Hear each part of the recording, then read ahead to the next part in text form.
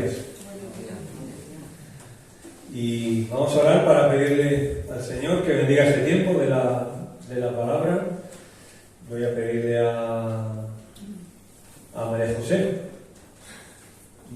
aquí la que está delante, ¿no? La que está atrás asustó.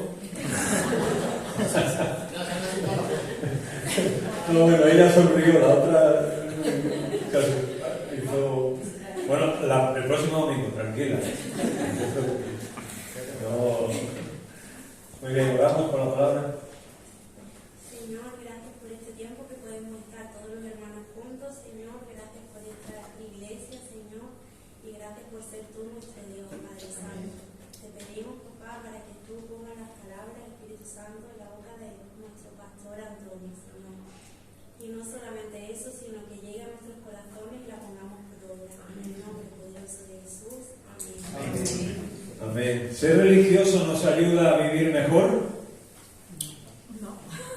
Hay una encuesta en el mundo desde el año 2018 donde los psicólogos y demás pues dicen que sí, que ser religioso, o sea, que tener unas creencias en el futuro sí ayuda. Y dice que las personas que poseen un sentido de trascendencia gozan una mayor fortaleza a la hora de afrontar los retos y dar sentido a sus vidas. Y mirad qué interesante, la meditación y la oración disminuyen el riesgo de problemas cardíacos. O sea, si alguno tenéis problema del corazón, ya sabéis lo que tenéis que hacer, ¿no? Orar y leer la palabra. Y aumenta un 30% la telomerasa. Es una enzima asociada a la longevidad de las células. O sea, si te dedicas a orar y a meditar la palabra más, pues vivirás más tiempo. O sea que el nono era un hombre de oración.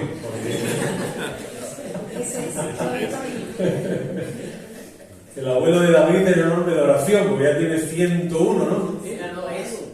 Es, dije. No, era, dicho era. De hecho era. Es. Pero mirad, supuestamente un cristiano tendría que saber enfrentar tendría que saber llevar o enfrentar mejor los problemas, ¿no?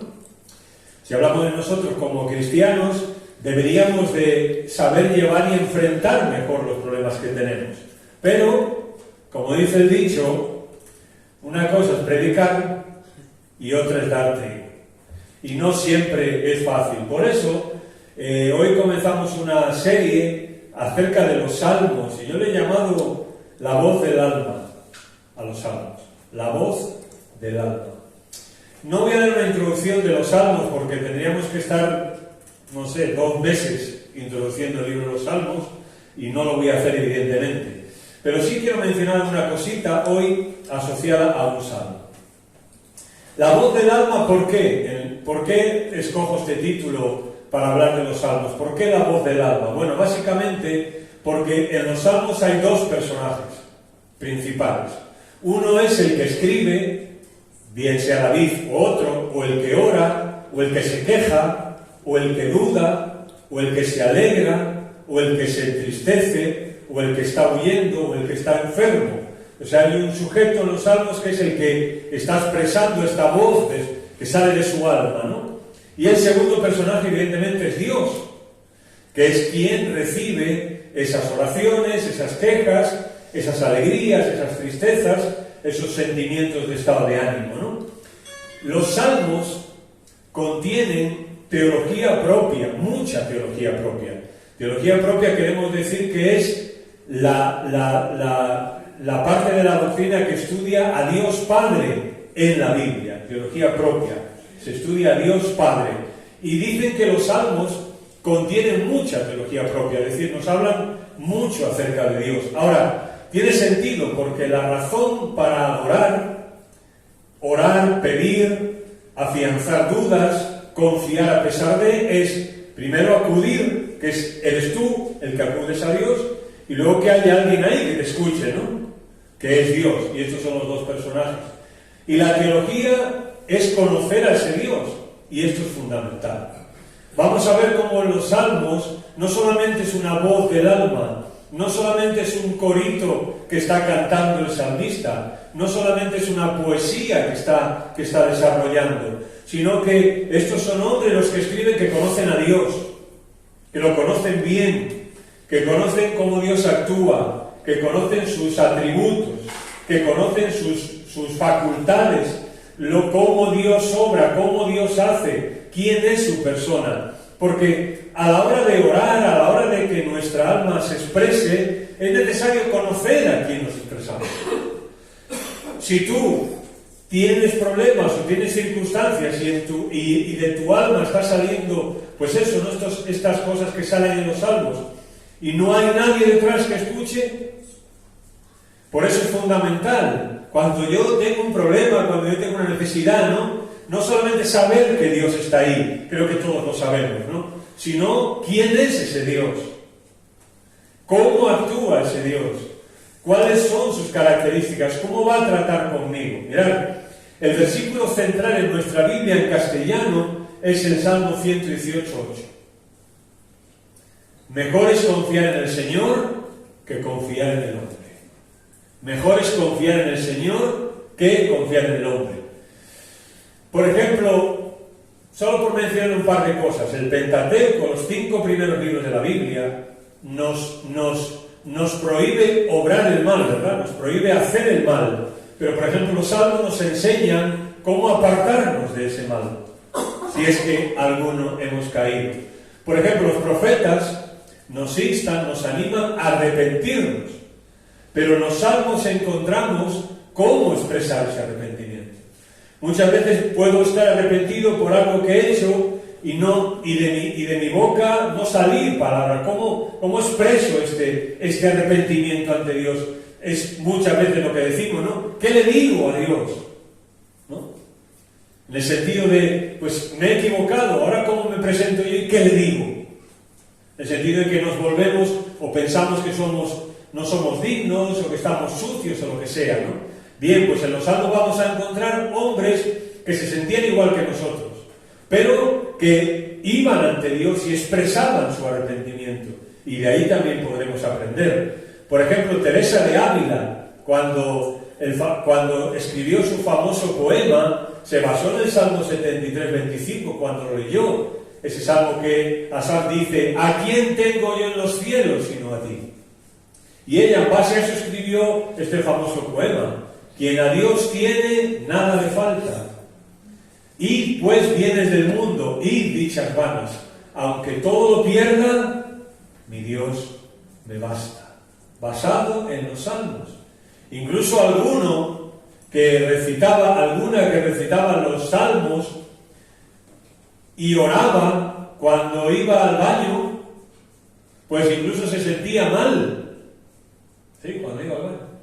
Y alguno decía, y alguna santa de estas, digamos, decía, ¿no? Una frase como: lo que sube, le decía a Dios, ¿no? Dios, lo que sube para vos. Y Satanás, lo que baja para vos. ¿Sí? Así decía. Porque, decía, se sentía, incluso en ese tiempo, lo expresaba. Ahora, yo quiero en esta mañana que empecemos este libro de Salmos con el Salmo 6. El Salmo 6, aunque hoy solo vamos a ver el primer versículo, que nos va a servir como introducción también a este libro de Salmos. Yo no voy a decir por qué voy a usar este Salmo 6 y este versículo 1 como una introducción al libro de los Salmos. Salmo 6, lo leemos. Dice: al músico principal en Negionot, sobre Seminit, Salmo de David. Jehová, no me reprendas en tu enojo, ni me castigues con tu ira. Ten misericordia de mí, oh Jehová, porque estoy enfermo. Sáname, oh Jehová, porque mis huesos se estremecen. Mi alma también está muy turbada, y tú, Jehová, ¿hasta cuándo? ¿Se entiende? ¿No has de sanarme? Vuélvete, oh Jehová, libra mi alma, sálvame por tu misericordia, porque en la muerte no hay memoria de ti. En el Seol, ¿quién te alabará? Me he consumido a fuerza de gemir. Todas las noches inundo de llanto mi lecho. Riego mi cama con mis lágrimas. Mis ojos están gastados de sufrir. Se han envejecido a causa de todos mis angustiadores. Apartaos de mí, todos los hacedores de iniquidad. Porque Jehová ha oído la voz de mi lloro. Jehová ha oído mi ruego. Ha recibido Jehová mi oración. Se avergonzarán y se turbarán muchos todos mis enemigos. Se volverán y serán avergonzados de repente. Amén. Bueno, decir que este libro, el libro de los Salmos, en un sentido es la voz del alma, ¿verdad? Es la vida misma, con sus luchas y con sus dichas. Este es este libro, ¿no? Como una persona, quien sea que escribe, con sus luchas y con sus dichas, está expresando su fe en el Señor. Un libro que transmite sentimientos, emociones, estados de ánimo, problemas, enfermedades, etc.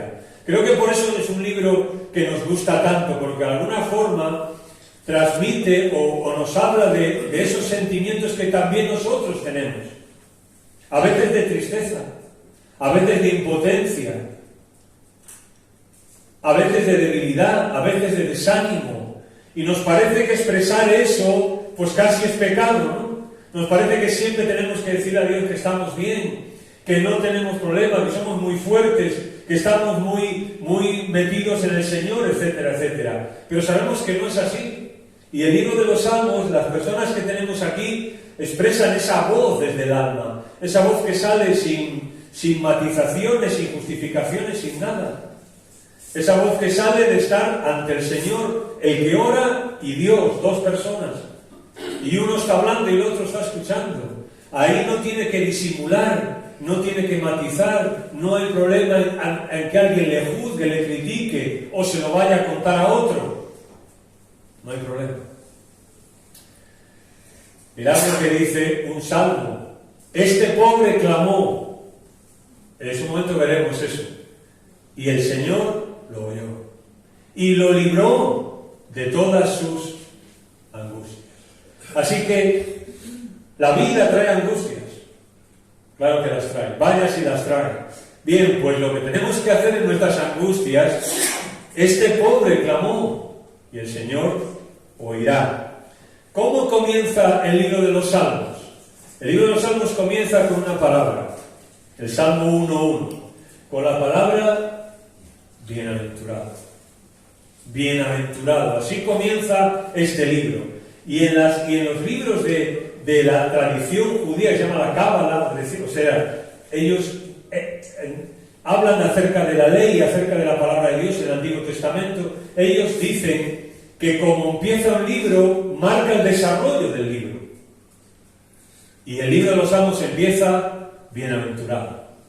O sea que por muchos problemas que vengan, por muchas enfermedades que vengan, por muchos sinsabores, por muchas luchas, por muchos problemas, este libro empieza bienaventurado. Y es más, quiero explicar algo de esto. El verbo hebreo, la palabra hebrea que aparece aquí como bienaventurado, es la palabra asheré. Asheré. Y viene de una palabra que es osher, dicha. Dicha. De hecho, la Biblia hebrea no traduce bienaventurado, sino traduce dichoso. Porque literalmente viene de dicha. Viene de dicha. Ahora bien, osher, relacionado con un sustantivo, cambia a asheré. Como diciendo, la idea es, bienaventurado quién, o la dicha es de. O sea, no solamente está hablando en un sentido general de una dicha, sino que cuando lo aplica a una persona, la idea no es tanto bienaventurado, sino bienaventurado quién hace tal cosa, o tiene tal cosa, o la dicha es de esta persona. O sea que el libro de los Salmos lo que empieza es personalizando. La felicidad no es algo, no es un mito que hay por ahí. La dicha no es un mito, no. La dicha es de quién, y vamos a ver en los Salmos de quién es esa dicha. Aquí y siempre en hebreo, en el Antiguo Testamento, la palabra bienaventurado siempre está en plural, siempre. Siempre que encontréis bienaventurado en el Antiguo Testamento, literalmente, originalmente está escrita en plural. Ahora, ¿por qué se traduce en singular si está escrito en plural? ¿Por qué se traduce bienaventurado el varón cuando realmente usa un plural? Bien, eso tiene que ver con la mentalidad del judío, que es el que escribe el Salmo. Para el judío, la dicha solo puede venir si estás en armonía en todos los aspectos de tu vida. ¿En qué sentido? Bien, por ejemplo, si nos pasa algo bueno, nosotros podemos pensar que somos felices si nos pasa algo bueno. Pero para el judío no, para el judío no. Porque te está pasando algo bueno en un aspecto de tu vida, pero eso no significa que la dicha es tuya. O sea, tú te puede pasar algo bueno en la vida y al mismo momento pasarte 3 cosas malas, ¿no? Pero esos ratos de felicidad, como que nosotros pensamos que eso es lo que nos da la felicidad. Y por eso a veces estamos frustrados, por eso a veces estamos así. De manera que el judío, David, cuando escribe y dice bienaventurado, no está hablando de un aspecto de la vida, no está hablando de algo concreto, no está hablando de una oración respondida, no está hablando de la sanidad de una enfermedad, no está hablando de la solución de un problema, sino que está hablando de que la dicha es ¿de quién? Bueno, pues lo vamos a ver en los Salmos. ¿Me entendéis? La plenitud y la dicha vendrán cuando haya un equilibrio en todas las áreas de la vida. Así pensaba el judío. Incluso con la palabra shalom. Cuando el judío pronunciaba la palabra shalom, que es la palabra paz, shalom, perdón, no solamente es paz, sino es armonía también. El shalom judío es como la paz, pero en todas las áreas de tu vida, la felicidad en todas las áreas de tu vida, la dicha en todas las áreas de tu vida, el equilibrio en tu vida. Los salmos nos van a decir que esa dicha y equilibrio viene de arriba. Viene de arriba. No viene de las circunstancias, viene de arriba.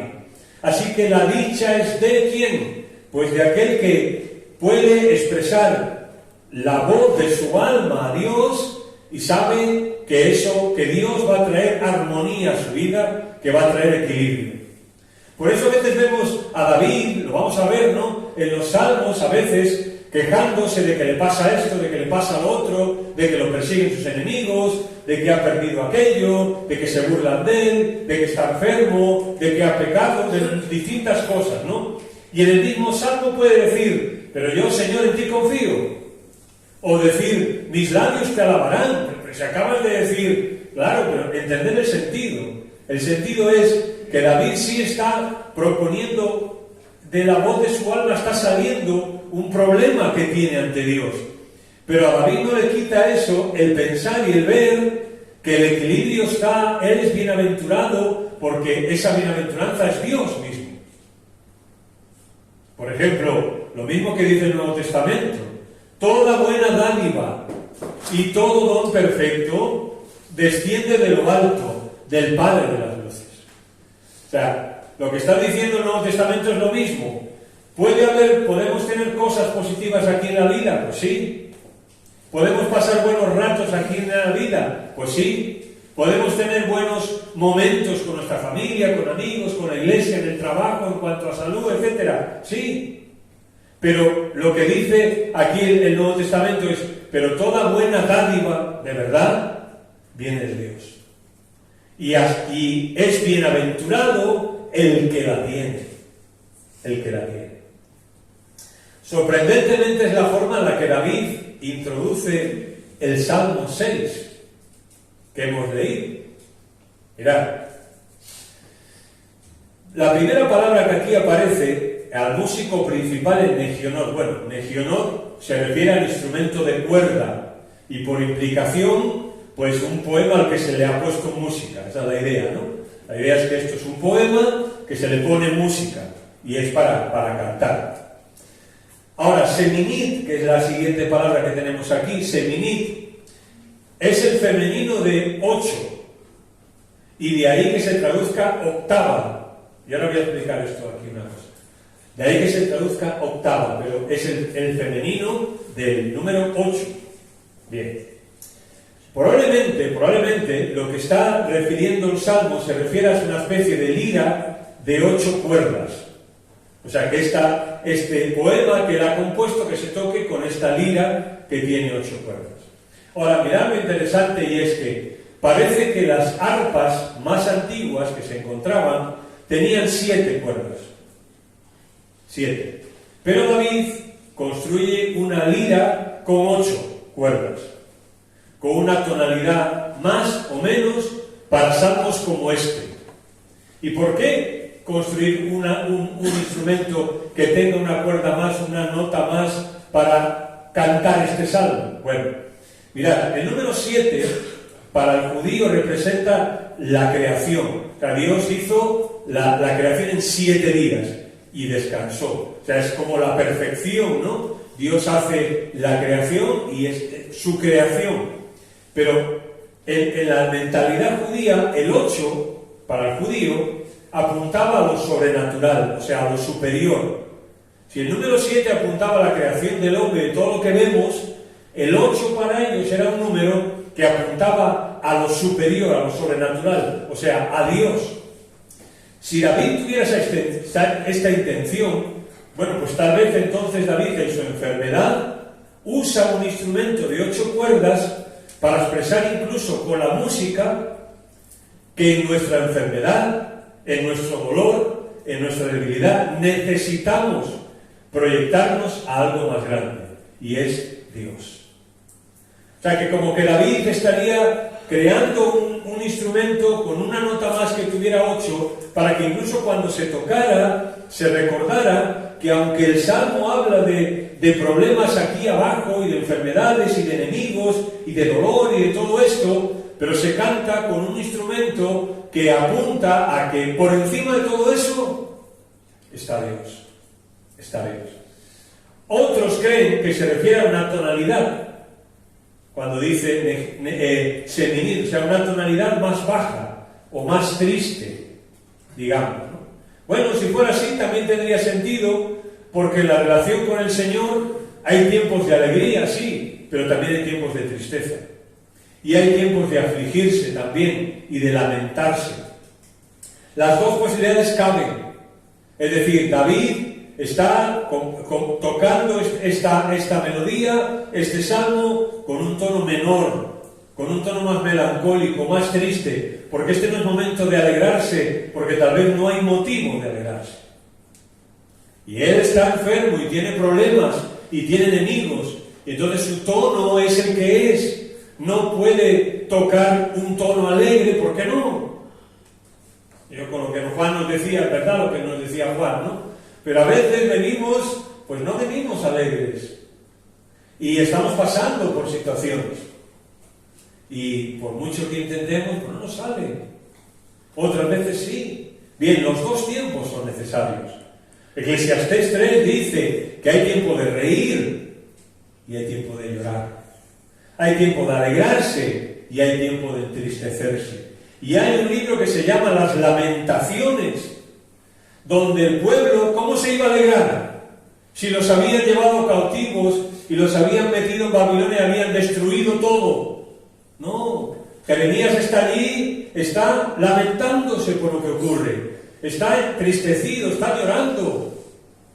Pero es cuando dice, por la misericordia de Jehová no hemos sido consumidos. O sea que no pasa nada cuando tenemos que ir al Señor con una tonalidad más triste. No pasa nada que tengamos que ir al Señor con nuestro saco lleno de problemas. Pero primero recordemos que si tenemos el saco lleno de problemas, cuando vayamos con el Señor pensemos que Él está por encima de eso. O si estamos tristes, no pasa nada. Vayamos al Señor con esa nuestra tristeza. El Salmo 4 va a decir, tú diste alegría a mi corazón. Salmo 4, versículo 7. Tú diste alegría a mi corazón. Y el Salmo pues habla también de lo mismo. El David va a Dios y está triste y está entristecido y está con estas con estas cosas, ¿no? Y al final dice, Señor, yo en mi tristeza fui y tú le diste alegría a mi corazón. Es decir, para nosotros como cristianos, el Señor es el que nos da la alegría. A Él hay que ir siempre y acudir siempre en los momentos en los que estemos, tal y como estemos, tenemos que ir. Este salmo contiene, el Salmo 6, contiene las cosas más importantes con las que solemos luchar. El Salmo 6 solo. Contiene enfermedad, lo físico, o sea, con lo que luchamos. Contiene el alma, o sea, lo espiritual, lo que de verdad somos. Contiene las fuerzas que se agotan, o sea, lo emocional. Él dice, estoy agotado, Señor, lo veremos en un momento.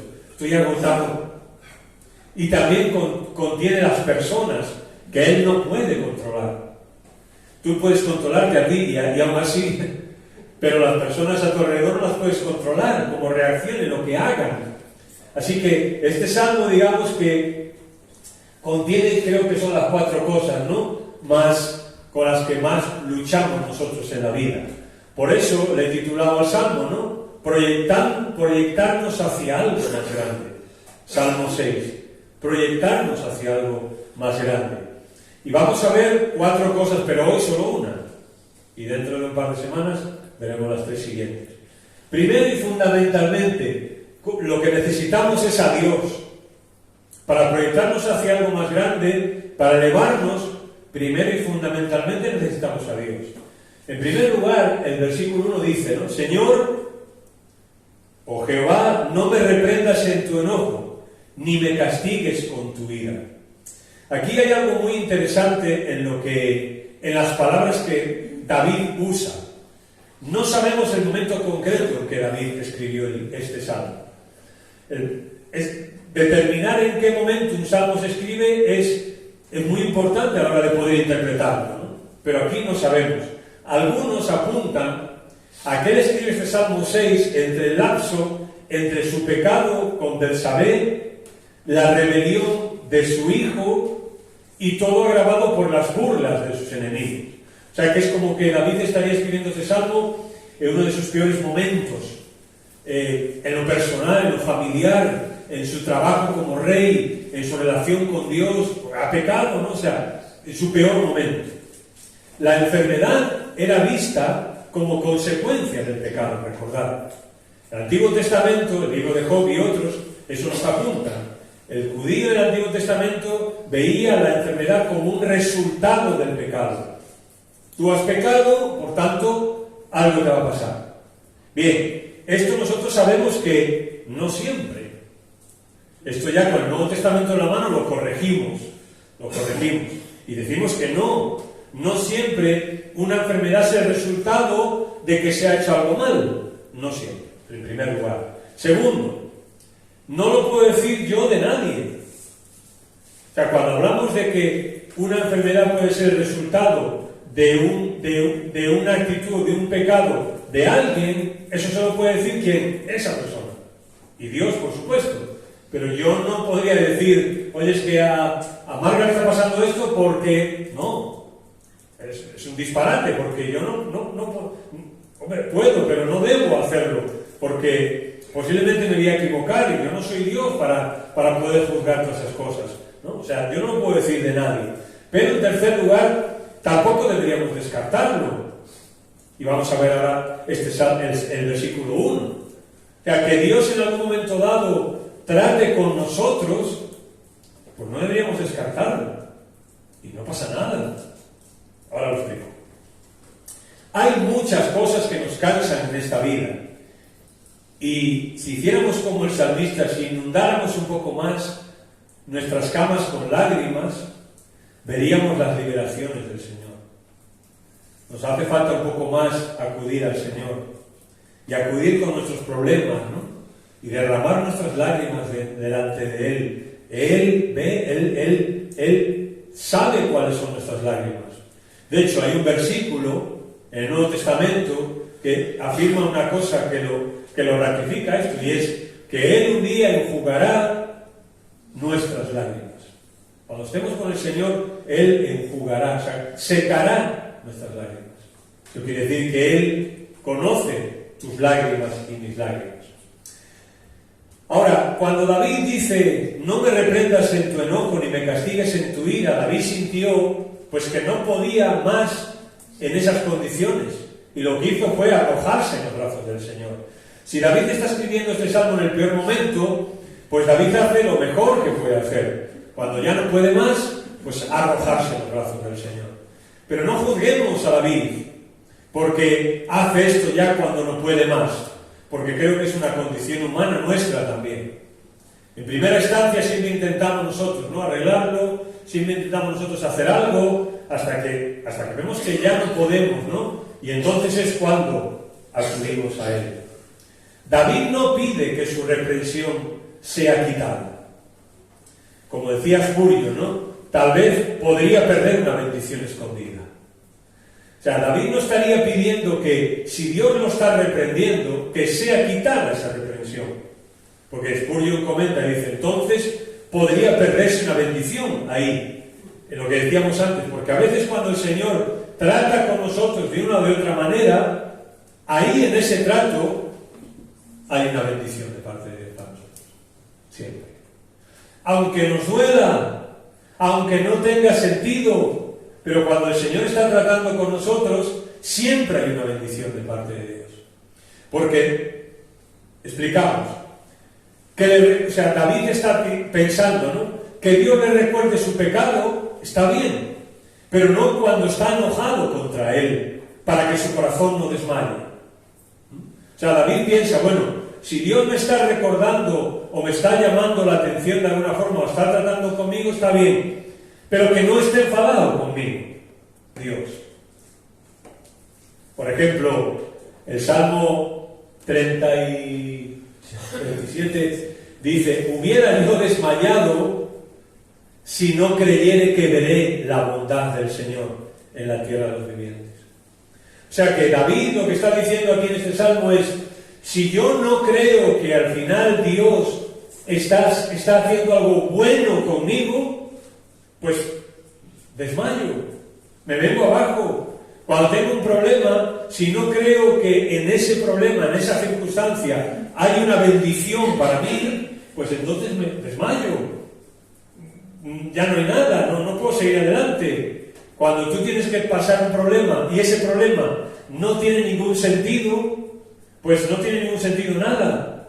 Pero ahora, si yo estoy pasándose un problema y veo que aún ahí en eso hay una bendición detrás para mí, o para mi familia, o para mi iglesia, para quien sea, eso cobra un sentido nuevo, las cosas.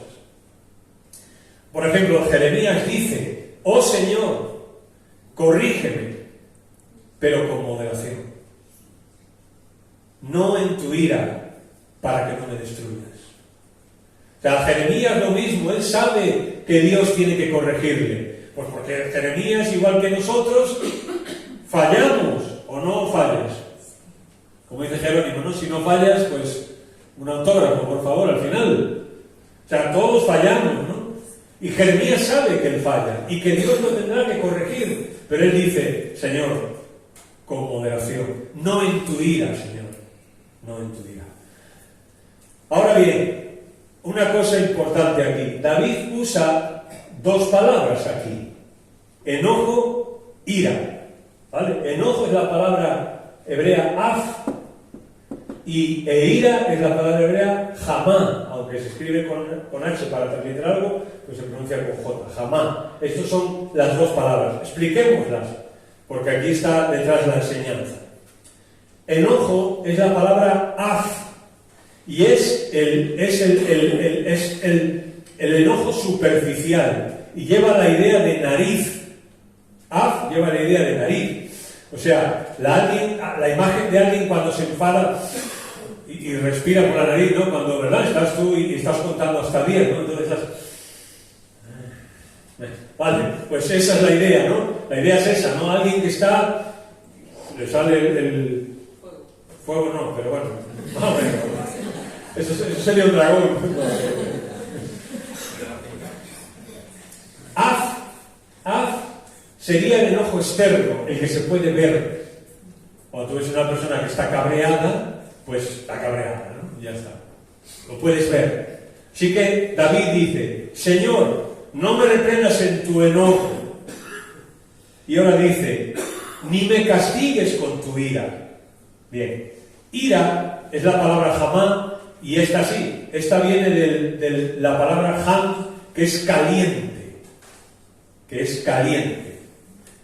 En español diríamos, pues me hierve la sangre, ¿no? Cuando algo te indigna por dentro, dices que me hierve la sangre, ¿no? O cuando alguien, tú ves que no reacciona, dices, este tiene horchata de sangre, ¿no? Vale, pues esta es la idea, ¿no? Ya es algo más interno, ¿no? No es algo externo, superficial, sino que ya algo que viene de dentro. Esa es la idea. La ira es interna, algo que se calienta dentro de mí y explota sin posibilidad de controlarla. Hay muchos versículos en la Biblia que nos advierten en cuanto a la ira, ¿no?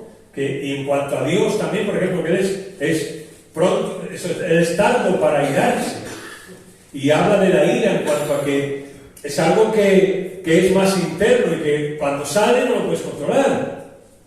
Bien, así que David estaría diciendo, Señor, no me reprendas en tu enojo, lo externo, lo que se ve, ni me castigues con tu ira, o sea, lo que sale de verdad de dentro de Dios hacia afuera. Pero para David es muy importante que Dios esté enfadado con él sin que él sea consciente. Lo vemos en algunos salmos. El hecho de que Dios esté enfadado con David y él no sea consciente es algo que a David le preocupaba. Por ejemplo, el Salmo 139. Examíname, oh Dios, y sondea mi corazón. Ponme a prueba y sondea mis pensamientos. Y fíjate si voy por mal camino y guíame por el camino eterno. O sea, que David era una persona que constantemente se planteaba si algo de su vida estaba haciendo enfadar a Dios. Y por tanto, en un momento dado le dice, Señor, si es así, pues tú examíname, Señor, pruébame y pues ayúdame en esto. Bien. Pero también para David es muy importante que Dios no esté lleno de ira. También, o sea, desde dentro. Que Dios no esté lleno de ira desde dentro. Así que sería, David no está intentando escapar de la reprensión de Dios. No está intentando escapar de la reprensión de Dios. No dice, no me reproches. No dice, no me castigues. ¿A que no lo dice? No lo dice así. Él dice, literalmente dice así, no enojado me reproches, y no en tu ira me castigues. O sea, lo importante para David es la primera parte, ¿no? No enojado me reproches, no en tu ira me castigues. O sea, él no está intentando escapar del trato de Dios con él, pero él está acudiendo al Señor y presentándose delante de Dios como es, ¿no? Tiene un problema, está enfermo, ha pecado, lo que sea, y él no quiere que Dios esté enfadado con él. Que el enfado de Dios llegue a tal punto de ser ira hacia él. Se podría traducir como, algunas versiones creo que lo traducen así, corrígeme sin ira, castígame sin cólera. Esa es la idea. Corrígeme sin ira, castígame sin cólera. Por ejemplo, Jeremías también dijo, corrígeme, Señor, pero con justicia y no según tu ira, pues me destruirás. Esta es otra versión de lo que dijimos antes. David está de acuerdo con los llamados de atención de Dios para él. David no está intentando escapar de que Dios le esté llamando su atención o le esté llamando la atención de alguna forma. Por ejemplo, él dijo, bienaventurado el hombre a quien corriges, Señor, y lo instruyes en tu ley. ¿Por qué? Pues porque aún la corrección de Dios es una corrección buena, es una corrección sana, es una corrección para nuestro bien. Job dijo, bienaventurado es el hombre a quien Dios corrige, por tanto, no desprecies la reprensión del Todopoderoso. O sea, bienaventurado es el hombre a quien Dios corrige. ¿Recordáis la palabra asheré? La dicha es de el hombre a quien Dios corrige. ¿Por qué? Porque corrección, ¿qué significa? Corregir significa que tú te has salido del camino y Dios te está haciendo volver. Por eso dice, la dicha es de ese, la dicha es del que Dios lo corrige, ¿no? Hay del que Dios no lo corrija. O sea, tú te has salido del camino, pues que te vaya bien. No, Dios no puede hacer eso con sus hijos. Dios, cuando un hijo, una hija suya se sale del camino, ¿qué hace? Corregirlo, intentarnos hacer volver al camino. Por eso ahí está la dicha. La dicha está ahí, en que Él nunca nos deja de su mano, en que Él no nos puede abandonar, en que Él guía nuestros pasos, en que Él nos lleva de la mano. Salmo 73, cuando Asaf estaba ahí protestando de lo que le pasaba, y al final dice que con todo tu mano siempre estuvo conmigo, Señor. O sea, cuando Asaf estaba mal y se desvió un poco, al final Él dice, Señor, tú me corregiste. Y tú me tomaste de tu mano y me conduciste, no sé cómo decir esa palabra, me llevaste.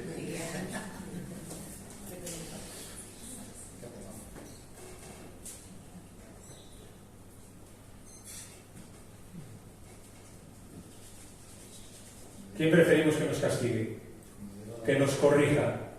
¿Dios o Satanás? ¿Dios o el pecado? ¿Quién preferimos?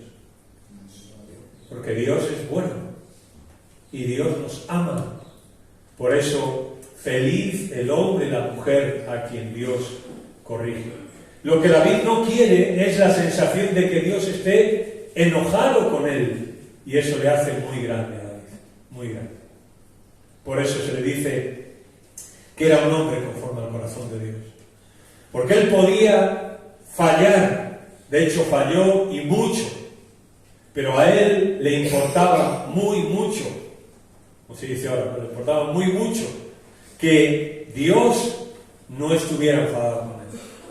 Y eso le dignifica, le hace grande, porque se ve que le importaba pecar. Aunque pecaba, le importaba, le dolía pecar. David no estaba tan preocupado por el castigo, aunque sea un problema como vemos en este salmo, ¿no? Sino que quien lo castiga no esté enfadado con él.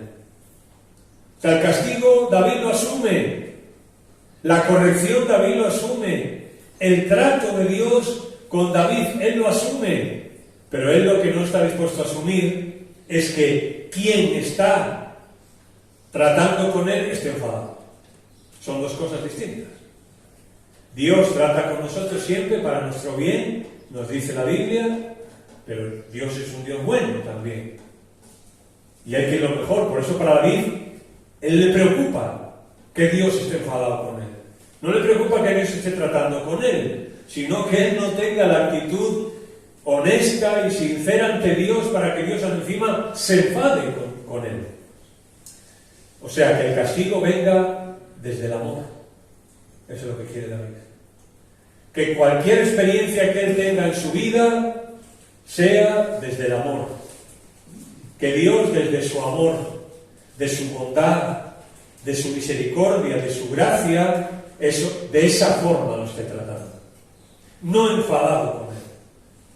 Porque sabemos que la Biblia habla también de la ira de Dios sobre aquellos que un día van a perecer. El Salmo 1 empieza así, hablando de que la dicha es del varón que no anda en consejo de malos, que no está en camino de pecadores, que no se sienta a la silla de los escarnecedores, etcétera, etcétera. Pero luego dice, no así los malos, que son como el tamo que arrebata el viento.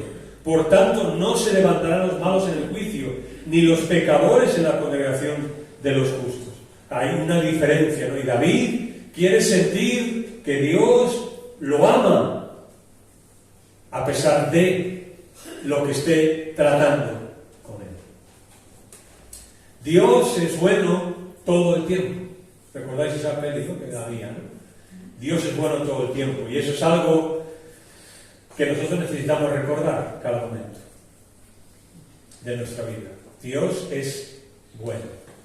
Su relación con Dios a David le importaba más que su experiencia con el castigo. Y eso tenemos algo maravilloso y que le engrandece. O sea, no tanto era, el problema para David no tanto era qué experiencia tuviese con el castigo, con lo que le estuviera pasando. Con eso él podía luchar. Pero a él le preocupaba más su relación con Dios. Eso era lo que le preocupaba a él. Él como que decía, Señor, si yo tengo que soportar una enfermedad, bueno, pues lo aguantaré más, menos, tendré a veces menos o más dolor, lo que sea, ¿no? Pero eso es una enfermedad con la que yo puedo. Ahora, mi relación contigo es otra cosa, Señor. Por eso, Señor, no me reprendas en tu enojo ni me castigues con tu ira. ¿Recordáis el Salmo 32? Enfermo, David está enfermo, rodeado de enemigos, en problemas, y solo encuentra su salida hacia el Señor. Y el Salmo 6 es lo mismo. David está enfermo, tiene problemas, tiene enemigos, y David solo encuentra una salida hacia el Señor. Yo lo he dicho muchas veces, cuando yo tengo un problema en mi vida como cristiano, cualquiera de vosotros me podéis ayudar, pero esa no es la solución. Cualquiera de vosotros podéis tener un problema y yo os podría ayudar, pero esa no es la solución. La solución es encontrar la salida hacia el Señor. Y de eso vamos a hablar dentro de 2 semanas en este Salmo 6. David está cansado, angustiado, pero lo que más le duele a David es que el Señor le abandone o sea hostil con él. Pensemos esto siempre. No renunciemos a nuestra relación con Dios. Y siempre procuremos tener esa relación con Dios cercana, real, sincera, para que no pensemos o no notemos que Dios está en nuestra contra. Que Dios está enfadado con nosotros desde su interior y está contra nosotros. Él está por nosotros, dice Pablo en Romanos 8, ¿verdad? Él está por nosotros y con nosotros. Porque si esto nos ocurre, pues ahí Satanás nos hará mucho daño. Mucho daño. ¿Recordáis a Job? Pues posiblemente le pasó esto. ¿Por qué Dios estaba mal? ¿Por qué había hecho él? ¿Por qué Dios no le daba una oportunidad de defenderse? ¿Que él le iba a decir las cosas? ¿Que el cielo era de bronce? ¿Por qué Dios estaba enfadado con él? Esa fue la experiencia de Job. Leer el libro de Job.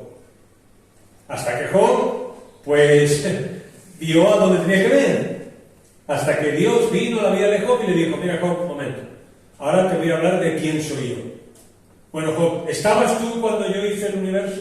¿Estabas tú cuando yo hice las estrellas? ¿Estabas tú cuando yo hice al hombre? ¿Estabas tú cuando yo hice la naturaleza? ¿Estabas tú cuando las leyes yo las puse en este mundo? O sea, lo que hace Dios es dirigirle a Job la mirada hacia arriba. Job estaba viendo hacia adentro de él, hacia sus amigos, que algunos de ellos eran unos impresentables, y Job se había olvidado de levantar la vista al Señor. Y si la levantaba, veía a un Dios totalmente distorsionado.